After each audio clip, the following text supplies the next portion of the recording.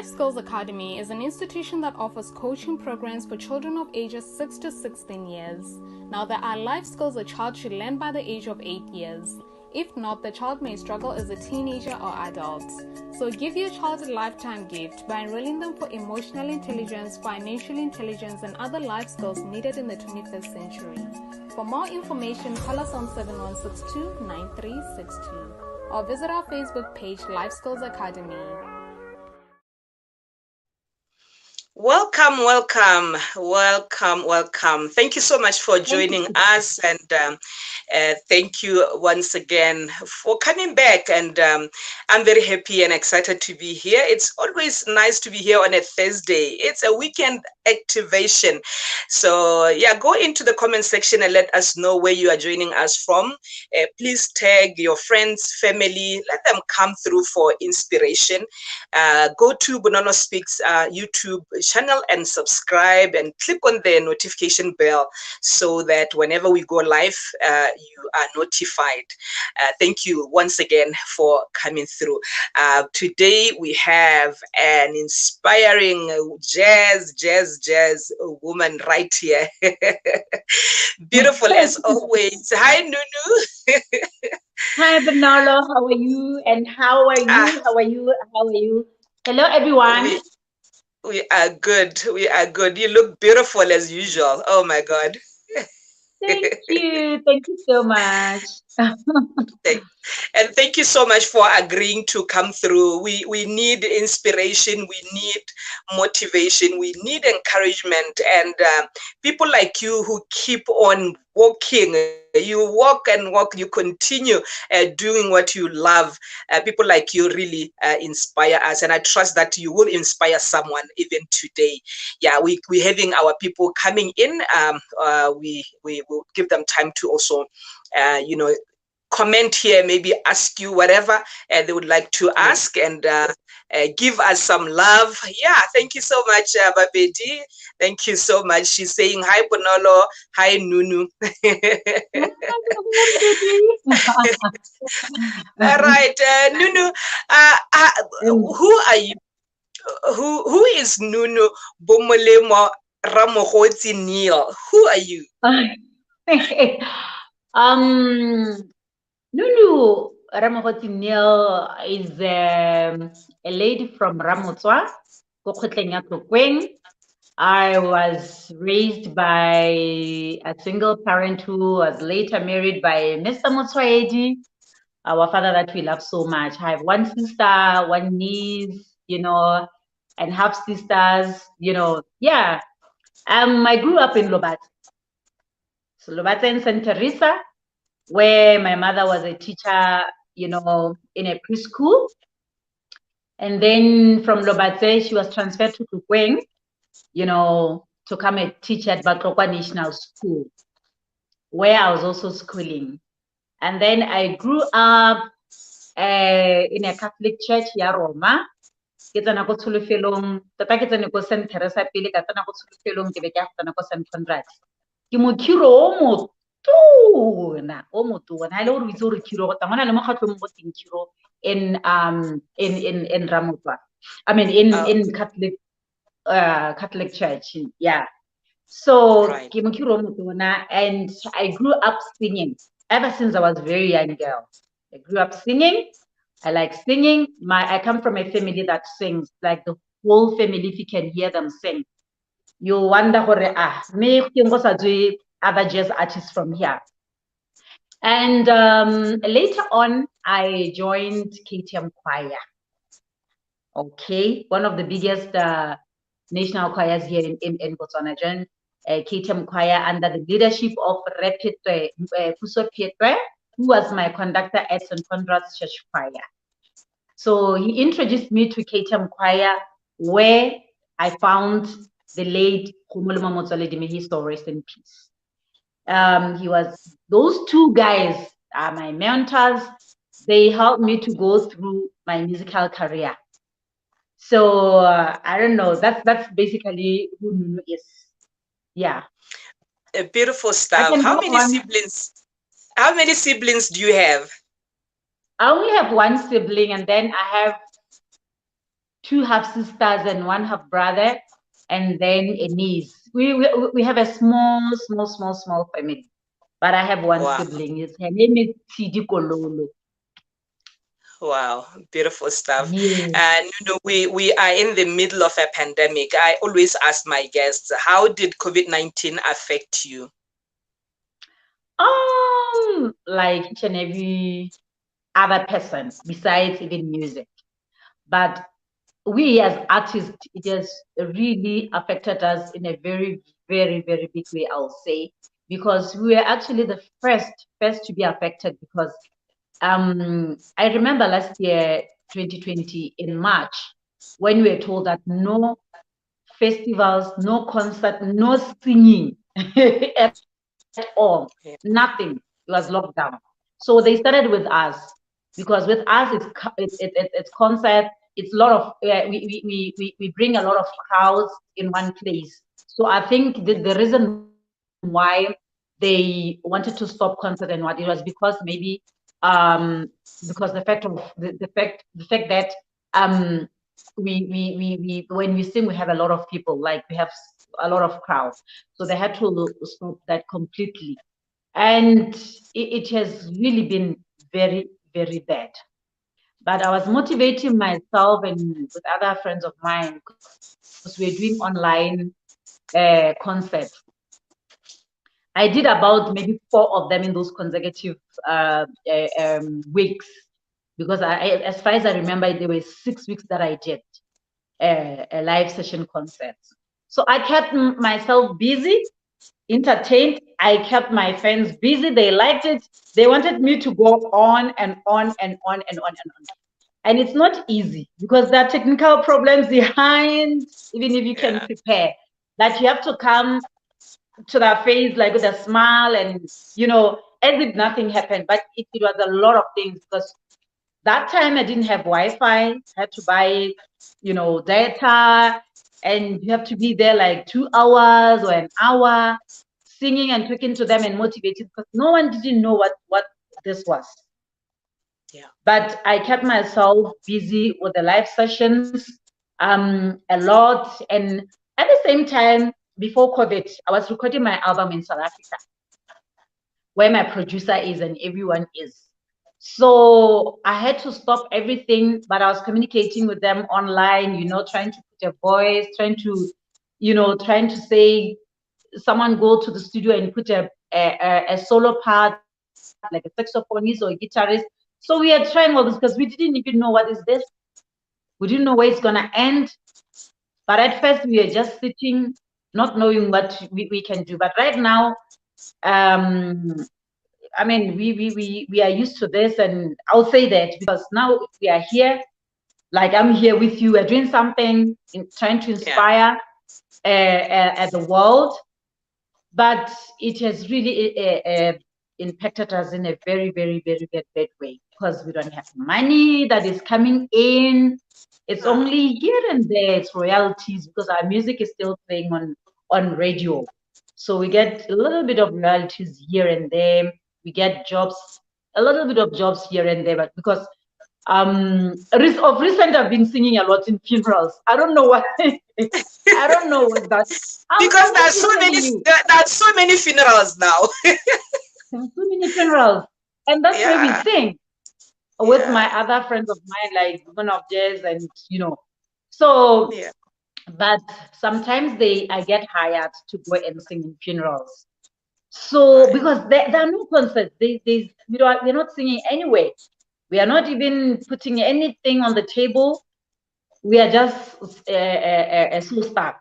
But of recent, I also got a job to judge in my African Dream, which is another milestone, something that I like, something that I've really wanted to do for a very long time. So it actually came at the right time. So yeah, I mean, we're still waiting for the vaccine to come. We're still waiting for concerts to open. We are ready. Every time we like want to go on stage and sing. So it's really tough. When you are Right. an artist, you do this with heart. You do this with heart. So it's so painful when you're not singing, you're a singer, or you're not acting, or you're not. But it's so painful. Very, very, very, very painful. Yeah. Yeah. We believe so much that there's always a silver lining. We believe that with every challenge, with all these persecutions and the virus, the deaths and everything, there's always something beautiful hidden in there. What's that for you? What did you learn? What's the one thing that you say, I learned this COVID-19? If it wasn't for COVID-19, I wouldn't have learned this. I'll be honest with you. I've learned a lesson, a big, big lesson that, when you're an artist or anyone, I mean, don't just bank on what you do. Have other, streams of putting in some income, like do something. If it means to take a table and go and sell airtime, some people get offended when we say these things. But if you really have to do it, because at the end of the day, kids have to eat. We have parents who raised us up. They need to eat. We also have to take care of them. So, it has really taught me that you have to do other things. If you need to, I don't know, anything, just do anything. If you want to sell clothes, if you want to cook and sell food, if you want to just do anything. It has taught me, you can't just bank on one thing to say, I'm just an artist, I'm Nnunu, and I only sing, I just want to be seen on TV. It has really taught me a lot that we can do a lot. And indeed, we can do a lot. My other friends are selling clothes, like Roma and Tina and Nnunu that are selling clothes. I'm busy with my African dream. Also, it's a learning curve for me because tomorrow I'll be doing something like that. And I would have learned a lot. So it has really taught me that don't just sit down and don't do anything. Because there's so many companies that they can help us to do businesses. There's Leah, there's Cedar, there are so many things. Even our ministry, MySec, here and there, they have grants. Write a proposal, do something. There's a lot that we can really do. We don't have to sit down and start saying, hey, our government is not helping us. Of course, here and there, I'm also saying that. But what am I doing to also show, do something, and then when you're asked, then you say, I've done something, or I want to do something, so that maybe someone can say, oh, at least she's trying or he is trying, not just to say, I know there's no money. Other artists that are renting houses, they've gone back home, they have kids who have to go to school. This thing is really, really, really, really. So, Tatahela, let's not just sit, let's do something. And I saw it with my friends because they're selling t-shirts and clothes and dresses and what. How many people are buying? People are buying because I've learned that, in life, clothes, food, and shelter, these three things you can never go wrong with. This is what I've learned. You can never ever, because we need to eat every day. When you wake up, you want to eat. So why can't you do that kind of a business?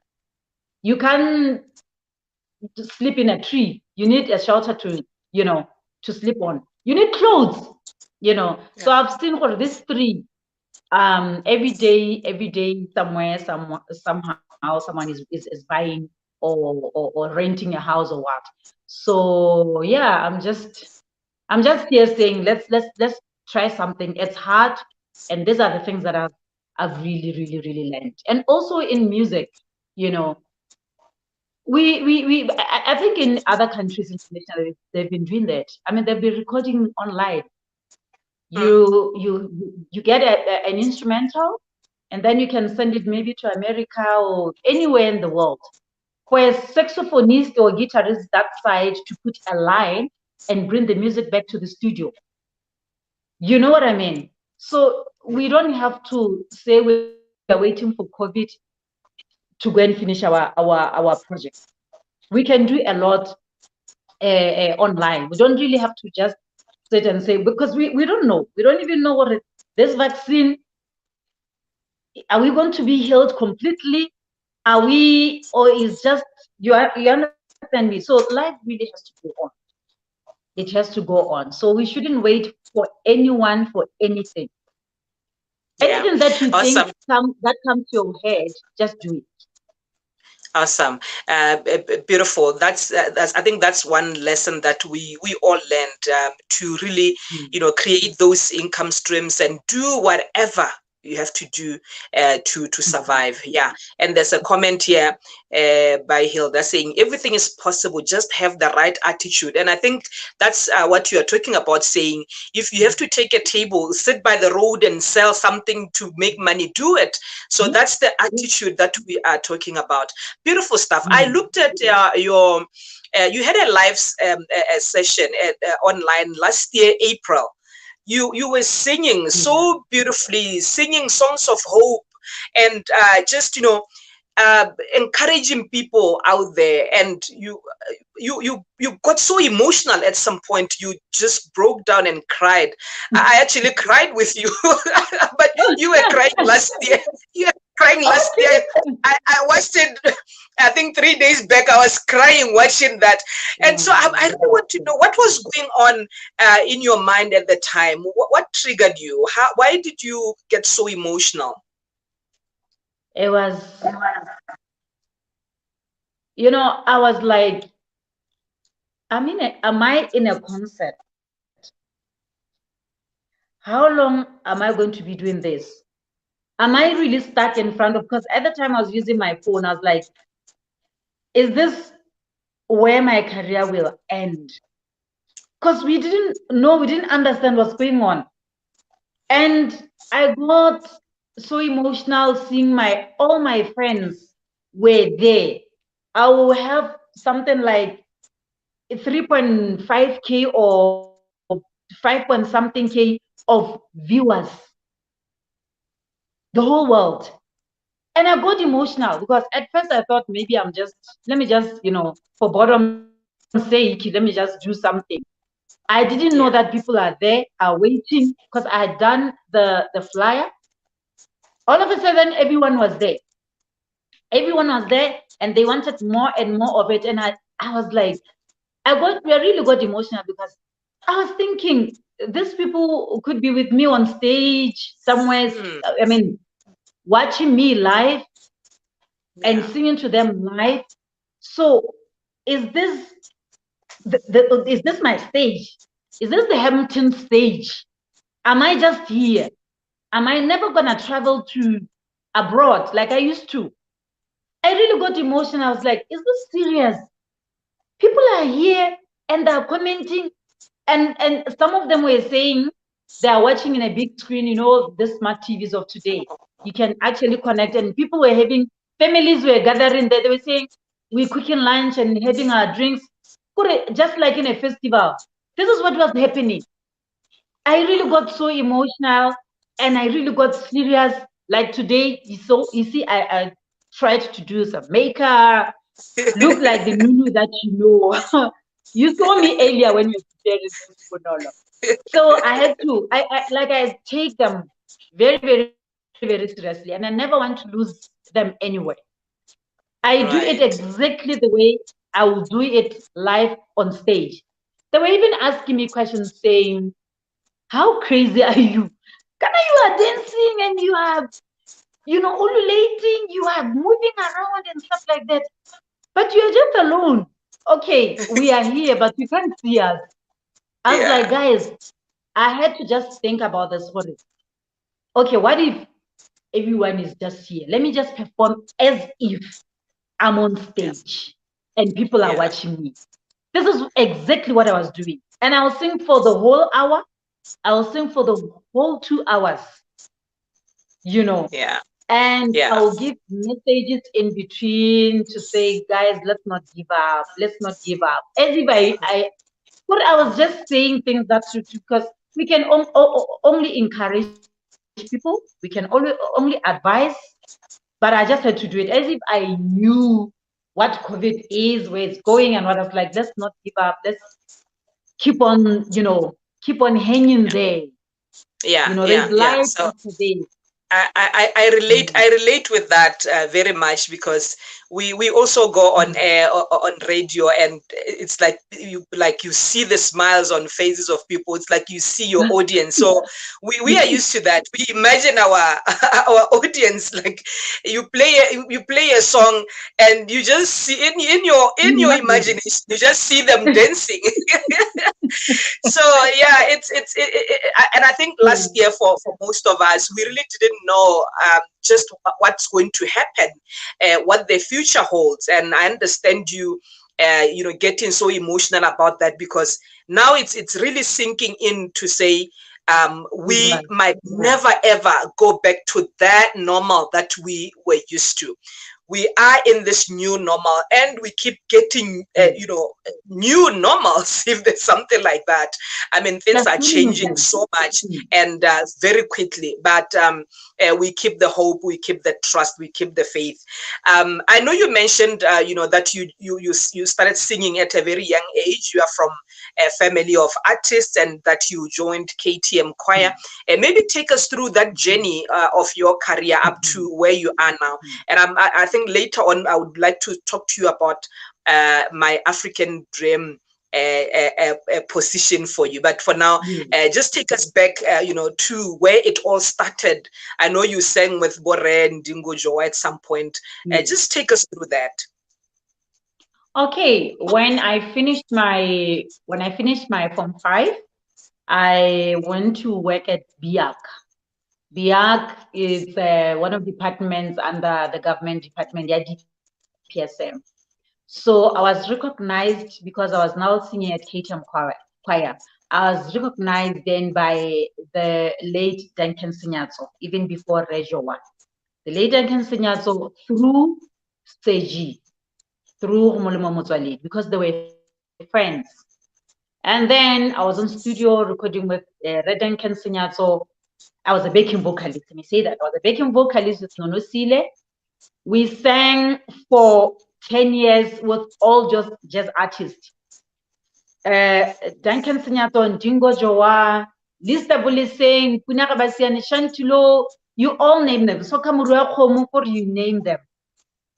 We were there as backing vocalists. Then people are saying, but you guys are equally like, why can't you just become solo artists and do the thing? Because you got voices, you got everything. You guys are beautiful. Just do it. So in 2012, in fact, in 2011, I was happy to meet the lead singer of Toto, the then Toto, John Michel Byron. Yeah. I met him here in Botswana, and then he asked me, and that time I was still working at Grand Palm, just doing some session. I was a resident artist at Grand Palm. So I met him, and then he was interested in working with me. He said, do you have an album? I don't have an album. What if we work together? It's like, at first, a lead singer of Toto the group in America. I'm talking about that guy. Wow. So then I agreed. He went back home to America. Then we started chatting. Then he got serious. He said, I was very serious with producing your album. Then I said, okay, we did the arrangements. He came. We recorded the Masonoko album at High Note Studio, Sagatapolo Sole. It was a bang. It was straight away, it was a bang. Recorded live. And that year, we finished recording and mastered it in South Africa at, what do you call that studio? Sabolira. Yeah. And then 2012, I was nominated at Botswana Music Union Awards as Best Female Artist of the Year, Best Female at the Best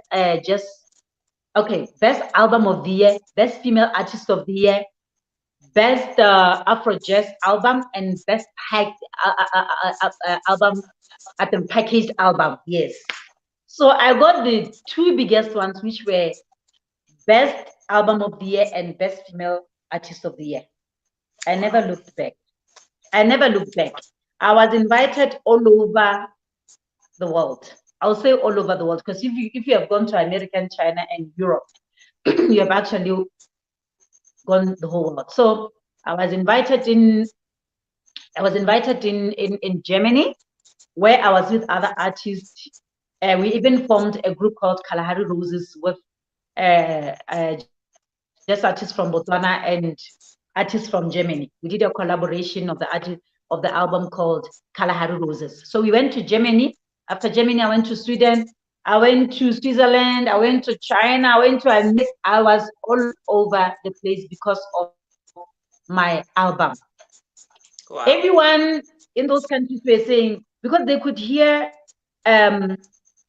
hear a different sound, the sound that they've never heard. Because Ghana, our sound, Mogozwana, Mokia 680, Rankana, because my music is fused into contemporary jazz. You know, the songs like Bo Masonoko, songs like Boneboro Lelatie, Ahela Masonoko, Ntangun Tamoreba, Anadita Saladi Bolola. You know, the songs, when they listen to them, they don't even understand the words, but they like the voice, they like the melody. Because my songs, most of them, and they are inspired by the life that we live here in Botswana. So they were like, "Where are you from?" And the world was like, "I'm from Botswana." They didn't even know where Botswana is. Like, you know how it is. Yeah. But they were interested in the language. They were interested in the harmonies, in the in the new sound that they were listening to that they never have ever heard anywhere. So Awesome. and then in 2016, I was nominated as and I got that award, Best Video of the Year, the Masonoko one. Then I was invited in America under Afrima, nominated as Best Female Artist in the Southern Africa. I was competing with the likes of Lyra in South Africa. So it was a breakthrough or a milestone because I was going to meet with a lot of African artists from Nigeria down. When do you really meet a lot of artists in one place? I mean, from all over Africa. So it was one of the milestone or the breakthrough of my musical career in America when I was there and meeting all those artists. So I carried on. My album has 7 years now. I'm still relevant to the industry and still doing well. I pride myself when I hear my music playing on radio, because you would think, hey, maybe I'll never hear my music. They'll say, your music is old when she recording again. But if I listen to RB1, to Juma FM, to all those radio stations, I still hear my music playing, and people still calling me to say, wow, we're listening to your music. It's nice, it's beautiful. Because the way my music was done, it was recorded to be a timeless music. The music that never fades. You know that kind of music, so it's about Michael Jackson, it's about Bragi Masakela, and all those artists, about Mtukuzi, it's about Salifa Keita. I'm there, my girl. I'm there. Yes, So girl. Yes, girl. I really pride myself because when I listen to my music, I hear the music that I can listen to even after so many years. It's timeless. And it was recorded to be an international music, to appeal in every country, like internationally. When I'm in America, it's the music that they can listen to and like for everywhere, So that's a timeless music. Wow, so timeless. And yes, we still love it so much. I still play it on radio. My show is on Sunday, so jazz, here and then. So I love that one very much. Yeah, thank you so much. I want us to take a break for a few seconds. Let's have some water and we'll be right back. Life Skills Academy is an institution that offers coaching programs for children of ages 6 to 16 years. Now, there are life skills a child should learn by the age of 8 years. If not, the child may struggle as a teenager or adult. So give your child a lifetime gift by enrolling them for emotional intelligence, financial intelligence, and other life skills needed in the 21st century. For more information, call us on 7162 9362. or visit our Facebook page, Life Skills Academy. Welcome back. Do tag someone, do share this, and go to our YouTube channel, Bonono Speaks, and like or subscribe to the channel so you are updated of the beautiful stories that we are going to keep bringing here. Nnunu, Africa's Jewel. Is this a title or what? What is this? What is Africa's Jewel? I know you are called Africa's Jewel now. I am Africa's Jewel. It starts with me. This title, I'm not the one who just brought it out. I had a brand manager in South Africa called Blasto. So Blasto then was my brand manager. So he said, I want to transform you into the person who you are. You might know who you are. You think you are Nnunu, but you might not know who you are. So he started asking me questions, what I like, food, like my personality, songs that I like. And then he was building something from all those things that he was asking me about me. So he came up with this name that when I'm listening to all the things that you've been telling me, you are Africa's Jewel. Like, really? Yes. It's the personality that I saw from all those questions that I asked you. Because those guys, they know how to do it. I mean, it's not just somebody. He's gone to school he knows when he says someone is a brand, is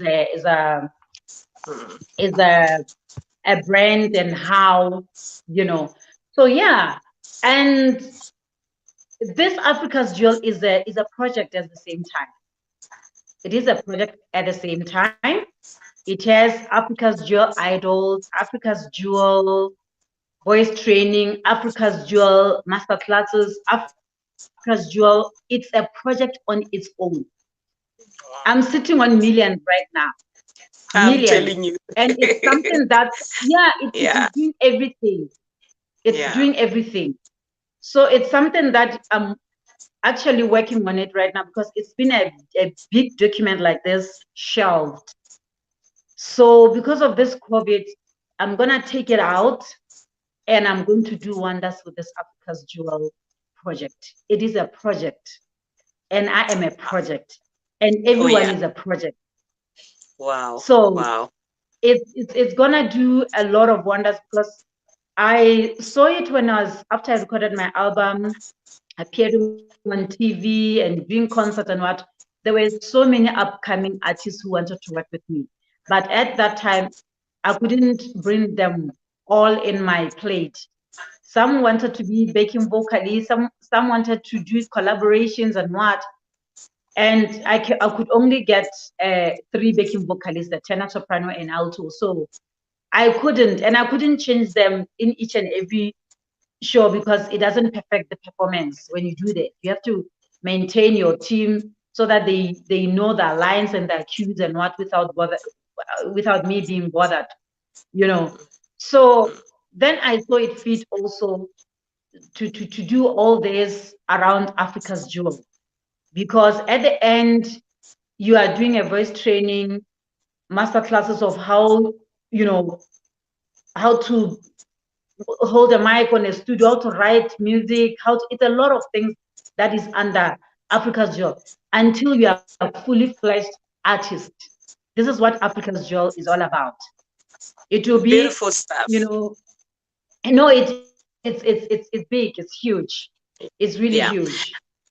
Awesome. Nnunu, last year you became Mrs. Neill. You found love, girl. Tell us about that. How was it for you? I mean, COVID-19 wedding or marriage, how was that for you? Firstly, I was like 2 years without anyone. Then I kept everything to myself. I prayed about my life, not only about marriage. I prayed about my life. I wanted God to guide me where to go, either my musical career or just my life, my parents, everything. So it happened that I met this handsome man called Richard Neill. I was with my other three friends, Pina Habasiani and Garoma. We were working and doing some stuff because at Avani because we wanted the Wi-Fi. Didn't have an office, anything. So we were building on something that we're doing. And there he is from Used. He came for their conferences or whatever they do. So Puna then knew this handsome man. So he said, let's go and greet him. I was like, no, I'm not greeting white men in a hotel. I still remember these words, like it's yesterday. So he said, no, not just a white man. It's my boss. I worked with him at WUSC. Then I said, if it's in that case, I'll come with you. So he gave us the business cards, and then we never communicated. Up until 4 months or 5 months later, we met again at Avani. Then the history is now. We were married 2 years later. He married me 2 years later. People were regarding my wedding as wedding of the year of 2020. Oh, girl, it was. You were so beautiful. Your dress, oh my God. So, Nnunu, in our culture, the way we do wedding celebrations, or just the entire process from, Boma Laudi thing, Boma Fuku and all that. Now we can't organize that big wedding. I know for you, you could have had even your friends there. I mean, it would be families, family, relatives, friends and friends. You could have had, I think, the biggest crowd at your wedding. Did you feel the transition? Did you feel the shift? I mean, with the number you had, did you feel like, because when people come to your wedding, they are coming to witness the wedding, and I think it makes you feel somehow that you are transitioning from Ramogotsi to Neill. How was it for you? Did you feel like you did it? Did you feel like you got married indeed? Yes, that's the question actually. That's the question, I'm telling you. Okay. You know what I did? I actually postponed this wedding. It was supposed to be in a year's time. So I got scared. I told my husband that, you know what, I don't think I'm ready to get married. We just met. Okay. And then it's COVID. And then I'm still in the middle of my album. Where do I fit this wedding? I mean, then I asked him, please, let's do it next year, meaning last year in March. Then he agreed. Then in March, COVID came. It went on lockdowns until, I remember it was end of July, beginning of August. And we just kept quiet. Can you imagine? We had moved in, staying together. I really don't know him much. I was like, hey, I'm going to be caught in this thing if I don't behave. But I was just being Nnunu, the Nnunu that the bubbly one, the one who likes beautiful things and, just like that. So, and I think time and again, I was winning his heart, time and again. So he said, when the lockdown finishes, I'm still saying I want to marry you. Okay, you want to marry me. The starting point is my parents, and both parents should meet, and that's the starting point. So we did that. Going back to your question, I told myself I'm going to do this wedding like a normal wedding. The only difference here is going to be numbers. Yeah. Is going to be the time. Only these two, numbers and time, because you have to do it in only 2 hours. Yeah, right. I did that wedding like both parents met. I did the battle, the dress for the battle. I did the dress for the wedding. I had about three lunches that I did. The one for the battle on Thursday, 2 on Saturday at home, when I was with other friends of mine at Kubla Khan in Mokolodi. Like I wanted each and everyone to have something. In fact, I started with my bachelor party. There were about 50 there, 50 at the patro, 50 at the lunch on Saturday at home. While I was in Kubla Khan, there were those other 50 at church. I wanted to put each and every one. So Wow. with me, I felt the wedding. It was, everything was just there. We did the catering, the relations, those advices that we are given, everything was just done. And I Wow. felt like Kimunyadi.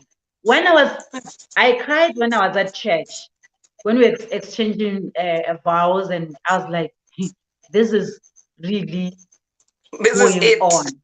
This is it.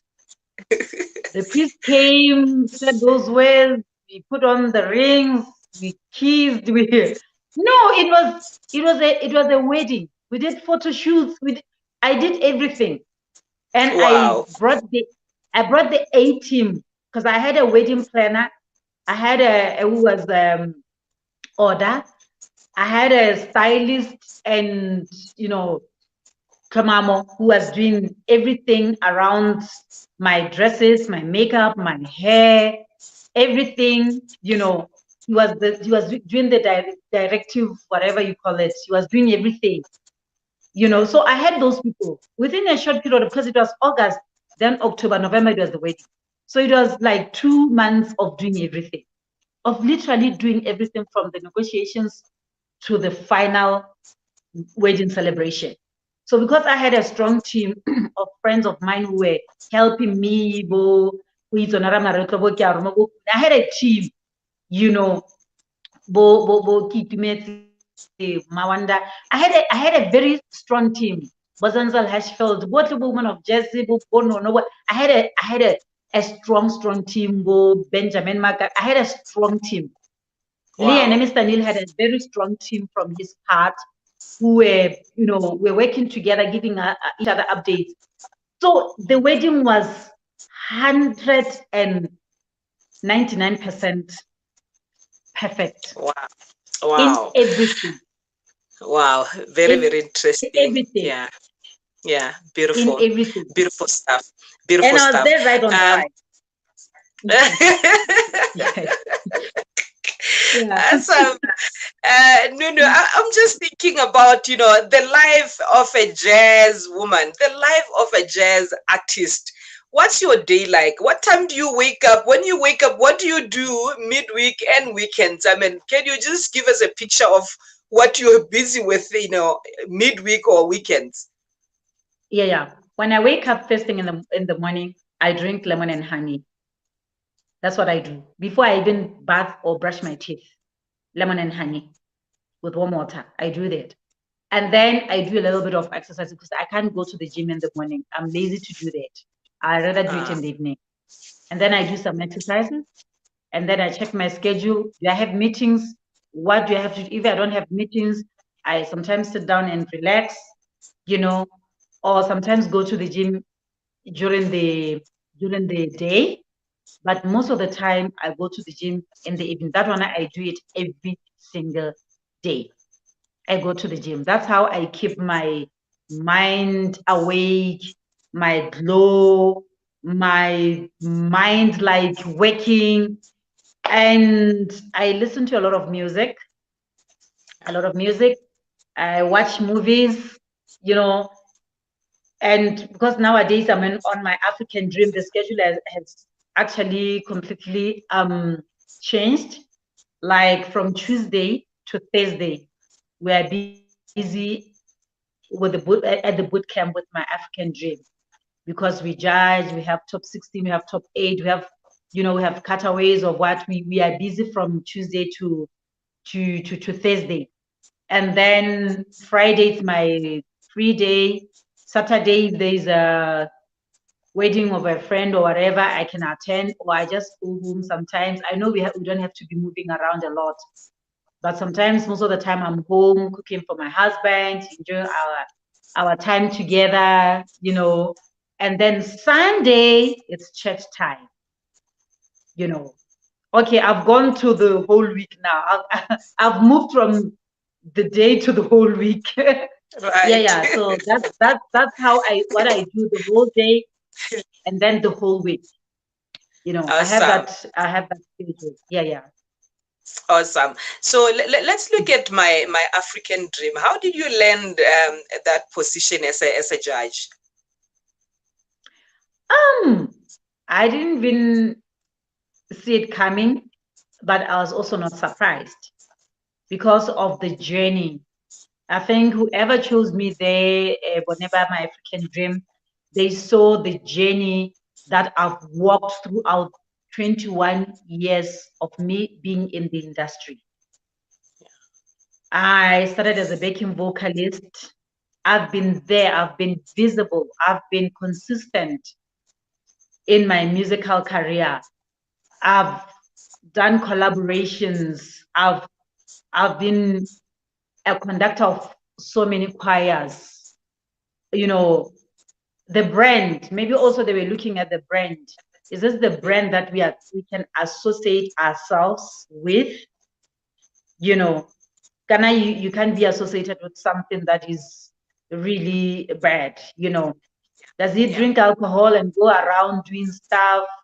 I mean, they follow us on social media, how we can influence the upcoming artist, how we can, you know, it's the whole package, the image, the beauty, it's in there also. It's the whole package. Awesome. And So that it leads to was, my next question. That leads to my next question, Nunu. Because you guys as artists, you take branding so seriously.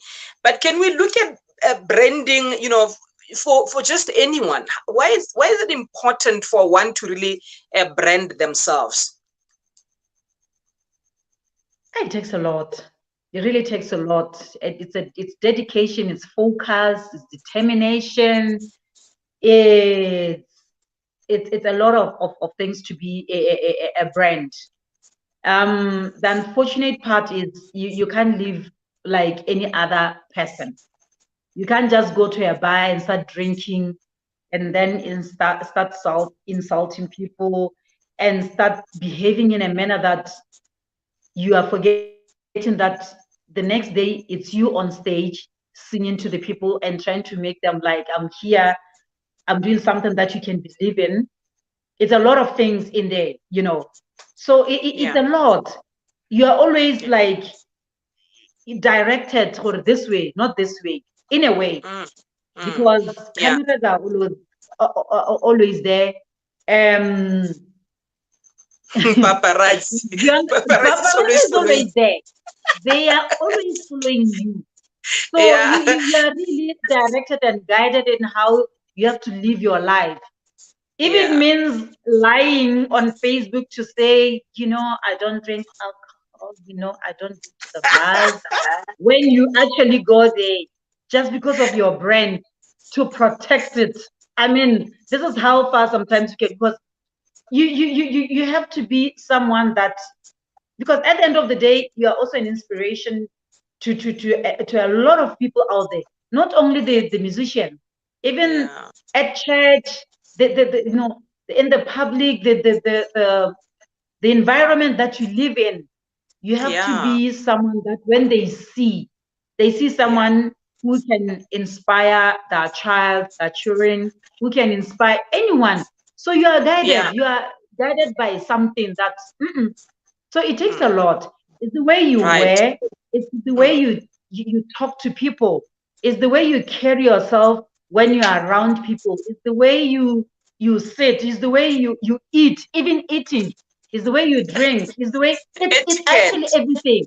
It's are the Yeah. nails always, you know, Oh it's my God. actually everything. No, I'm honestly because when you hold the mic and Wow. the other nail is out, you know, they can write a story about that nail that is out.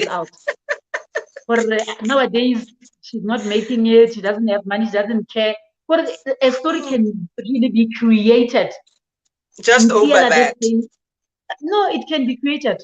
So Oh you're God. always guided. You're always there trying to be someone.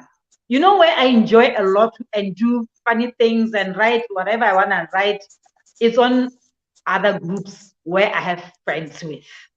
I can show them, hey, I'm having a champagne today. I'm having this. So I can just go on and do whatever. That's why I feel free. I can't go to a hotel and start doing things. And, when I'm at the hotel, I'm there, I'm seated, I'm having something that I'm eating, drinking something. When I'm done, back home. I can't start looking around as if I'm lost. What it takes a lot. It really takes a lot. Awesome. I think the branding is very, very important. Just for all of us, it's very, very important how you brand yourself. And they say if you don't brand yourself, they will brand you.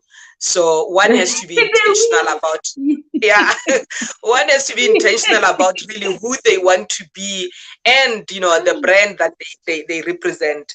I'm enjoying this conversation so much. I didn't even realize that time is gone. We are left with 9 minutes. And, Nnunu, you are a human being. We are always dealing with challenges as people, and it can be a habit that one wants to change. It can be dealing with family issues. It could be fights within the family. It could be really challenges in the industry. Can you just share with us, in your journey, in general, what two challenges were so major for you? And how did you overcome them? In my musical career or just in general? Just in general. Hey, there might be a lot, but I'm trying to choose two. You said two, right? Yeah. Okay. I don't know how to say this because someone is listening. But I want to say it. I was brought up under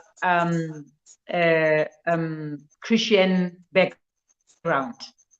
I like going to church a lot. So when someone tells me not to go to church, and I like family, I'm a family-oriented person a lot. So I like my family, I like church, I like my friends, I like good life.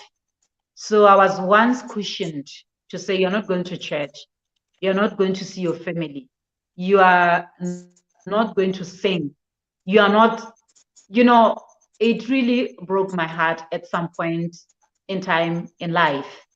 But right now, I'll tell you that I'm allowed to do everything that I can do that pleases me with respect and pride and respect. Wow.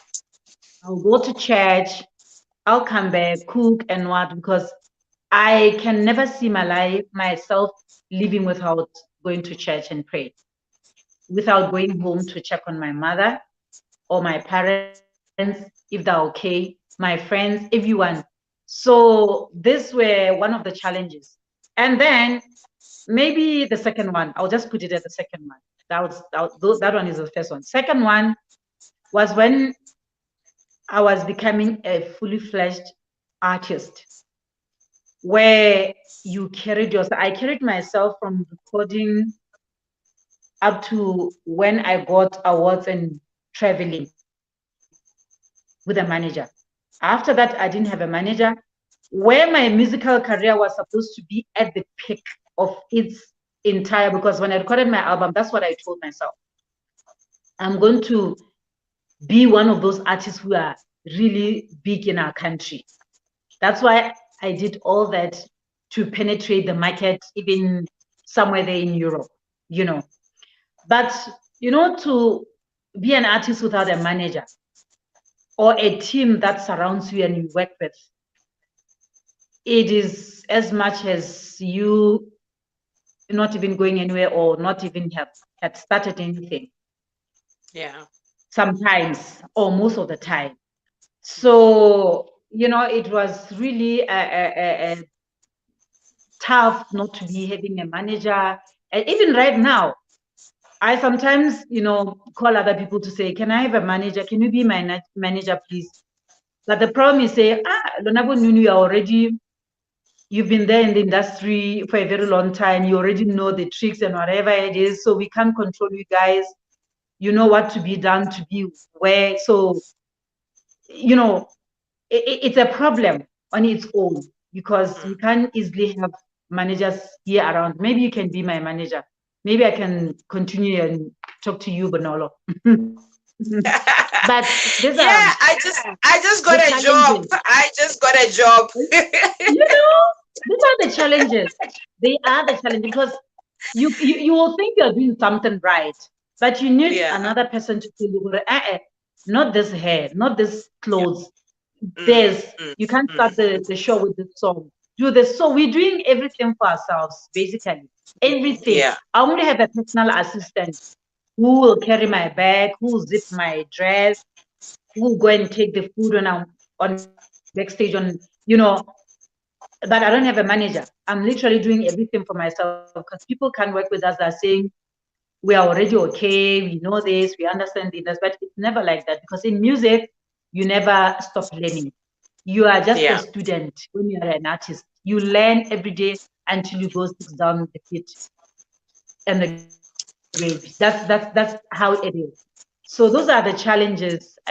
Other than that, we were in a male-dominated industry when we came in. But we are lucky to be having our brothers, Borrejo, Soka, and all those just artists were supporting us and showing us the way, So that one, I would say, we didn't really had a problem with here and there, yes, but we were surrounded by our Awesome. I don't know if we lost Nnunu right there. Thank you so much for the comments. Thank you for connecting. Thank you so much. I think we lost I'm Nnunu. back. Oh, you're back. Awesome. Okay, Nnunu, I just wanted to find out, what drives you? I know you are gifted. You really unearthed your talent from way back. But what keeps you there? What drives you on a daily basis, other than your love for music and your passion for it, and that it's a gift that you have and you know it? Otherwise, how do you keep yourself, showing? How do you show up all the time? What drives you? I'm connected to the world like you never believe it. The life that we live in each and every day, because it actually changes. Tomorrow is this, tomorrow is this. I watch from Bobona Mateba to Papa Penikuru, you are not going to believe it. I watch all those episodes, The Throne, South African Idols, American Idols. I am there. I'm connected to the world and I want to know what's happening every day. So I'm driven by the life that we live every day. I'm always looking forward to a new thing when I wake up, and I'm always eager to learn, to get to another step and getting to know how other people have made it, because other people came from humble beginnings from where we all come from. Yeah. Okay. I think we lost her again, but I hope she'll be back. Thank you so much. Thank you so much for tagging your friends and family. Thank you, Muhumi. Thank you, Babedi. Thank you so much, Nnunu, for my cousin. Onalena. Thank you so much, Josero. Beautiful stuff indeed. I hope that Nnunu can come back to just say her last words. My last words. I don't know. I think it's a connection. Yeah. Yes, I think it should be internet. Your last words, ma. Yes, and my last words, just connecting to what I was saying earlier. I even listened to even the upcoming artists, Hensies, Amantle Brown, Boom, Posibina. I even listened to them because they're the new generation which are taking over from us and carrying on with us. What drives them, the kind of music and the voices they, I learn every day. I also learn from them. Yeah. You know. So my last words will be: never give up in life. Never ever give up in life. Just carry on working very hard, because Rome was not built in one day. And I'm here, like I live the motto of aspire to inspire. Every day when I wake up, I know there is someone looking up to me. What is Nnunu doing today? What can I learn from her? As much as I'm learning from other people, there's someone who's learning something from me every day. Wow. So Wow. I live that life. And when I wake up, I know even from home, my sisters, my cousins in the industry, even in corporate departments or government departments, there's someone somewhere there looking for, let me see what Nnunu posted today. Oh, today is at my African, today is just Nnunu at home or at the restaurant, what? Oh, so you can have the spare time. So when I wake up, that's what I live. I Wow. live the life that says aspire to inspire. Be that person. Don't even, be something else. Wow. This is what the That's message so I can give. profound.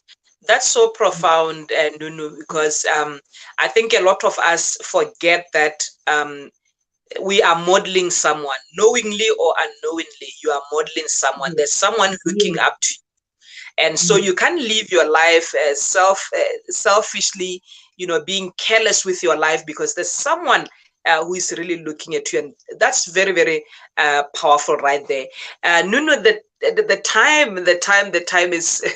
I wish we could stay long, but I want to ask you last thing. Can you just sing us, two lines of your favorite song? One of yours, I mean, your song, your favorite in all of your songs. Just two lines. I want to just see which one do you love the most.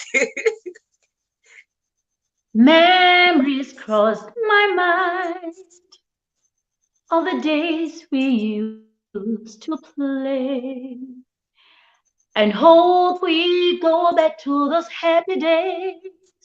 So carefree with togetherness, and I can see the skies are blue and white. Wow. The trees are green, so colorful and bright. Birds are singing round my window, all the beauty from the rainbow light.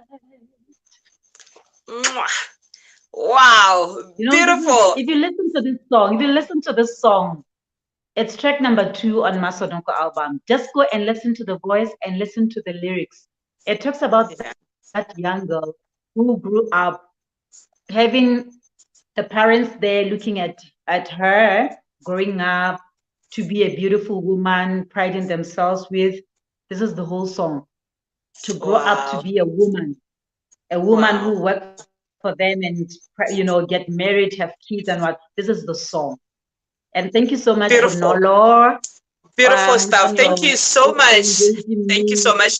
I think for bookings, for your corporate sessions, for whatever you want Nnunu to be a part of, go to her Facebook page, connect with her there. Thank you so much, Nnunu. Good evening. Thank you so much and good evening, Bonolo. All right. Awesome stuff. Awesome stuff. Thank you so much for watching, for staying with us. Yeah. And yeah, give us a like, give us a share, just show us some love somewhere there. Yeah. If you want to be a part of this show, do contact us via inbox, messenger, whatever. Contact us if you have a story you want to share, if you want to advertise in this space. Do hit my inbox. Thank you so much. Remember, nothing just happens. Nothing just happens. Thank you and good evening.